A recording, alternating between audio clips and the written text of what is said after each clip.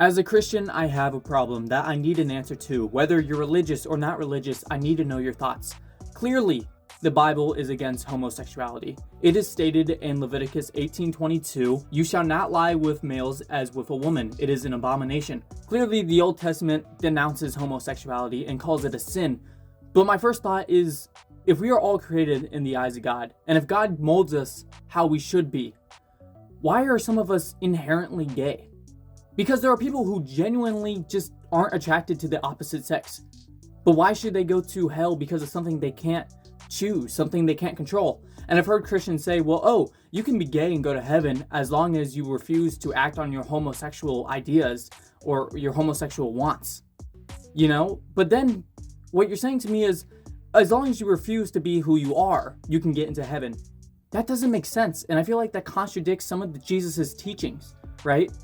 How can we truly love God if we don't love ourselves? How can we love other people like Jesus commands us to if we don't accept them as they are? If we're like, you can be redeemed, you can go to heaven if you stop doing what is a part of you.